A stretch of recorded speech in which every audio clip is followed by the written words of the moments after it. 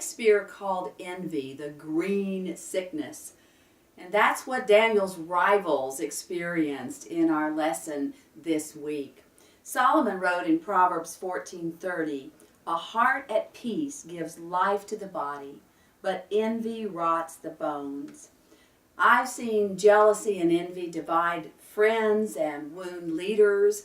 I've even experienced a little bit of that myself, as I had just a couple of women who were struggling with envy really try to discredit me during my years of ministry.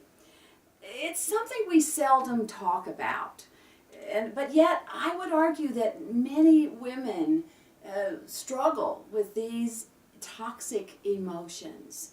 And yet, when's the last time you heard any of us admit it? Ask for prayer in a prayer group. Oh my goodness, I'm struggling with jealousy over my friend. And yet we need to talk about it more so that we can help each other. Well, first thing I want to do is define terms. Envy and jealousy are similar, but they're not exactly the same. Envy is a painful feeling of discontent or resentment aroused by another's possessions or qualities. It's longing for something that someone else has. It's yearning for their status or their accomplishments. And we discover it in ourselves sometimes when we find ourselves thinking really strange and unkind thoughts or saying things about someone, and we go, where did that come from? Jealousy is a little bit different. It's an emotion we feel when we fear that we will be displaced by a rival. And we've had some jealousy going on in our home recently. Our West Highland Terrier Wallace is about 7 years old now, and we've had him since he was a pup. But a week or two ago, about 10 days ago, we adopted a rescue Westie, a 6-year-old female who was rescued from a puppy mill. And when Emma came into the house, Wallace has been struggling with jealousy. Now, he's not envious of Emma. He doesn't want to be who she is, her status or whatever, but he is concerned that she will replace him, and he sees her as a rival. Good news, he is getting better, and I think it's going to work out. But we do see jealousy in people as well, and it's a strange thing that we see where people feel threatened that they may lose a particular place, and often they tend to then smother that person or clutch. They become coarse and cruel, and sometimes it corrupts them. They have irrational, suspicious attitudes and behavior. And the sad thing is that often they end up losing what they find so precious because of their jealousy. Something that we need to think about is what these toxic emotions would do to us. They cause us to lose perspective. They hinder our spiritual growth. They stunt us, so to speak. And we find that we are not able to rejoice with other people. When God does something good in their life, very often we're so self-focused that we can't celebrate with them.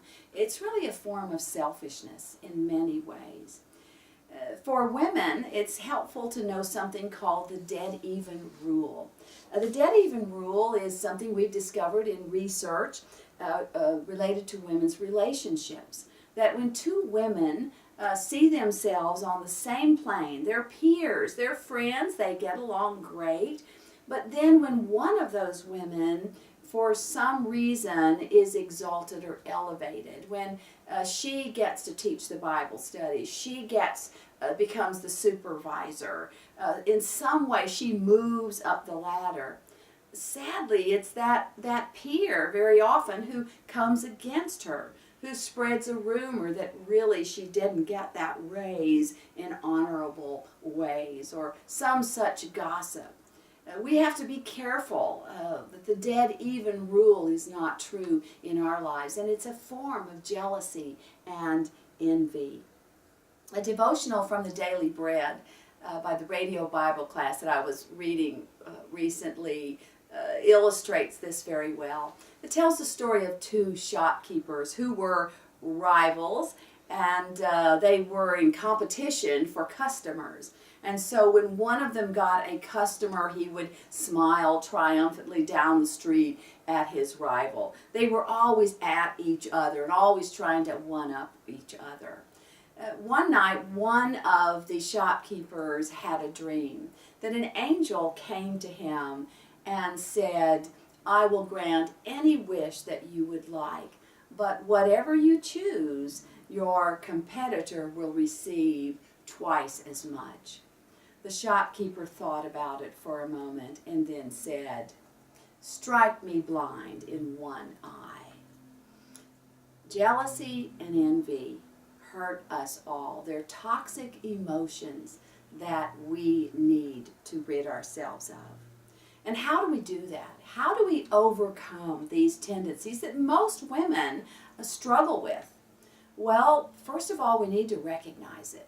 When we begin to have we see these thoughts, we begin to act out in ways toward others that show us we are feeling this way. We need to go to God and say, "Lord, I realize that these are sinful, toxic emotions. Help me." We need to ask the Lord to help us accept and appreciate how God has made us, and to develop ourselves, to enjoy who we are, and to stop comparing ourselves. I teach a course in Dell Seminary for women to learn to teach the Bible, and I'm always after them because it's so difficult for them not to compare themselves to other women teachers in the course. But one of those things that I harp on is stop comparing yourself with others. Develop yourself. Be who you are and enjoy that. And the other thing is to work on encouraging women when you see them doing well. Let their light shine. You don't have to put out their light for your light to shine. Encourage them and celebrate with them when God does something good in their lives. Remember that envy and jealousy are to the soul what sickness is to the physical body. These toxic emotions harm us and others, and God wants us to live a healthy, productive life. So don't fall into the trap that Daniel's rivals fell into. We see in the lesson what happened to them. No, ditch envy and jealousy and enjoy who God made you to be.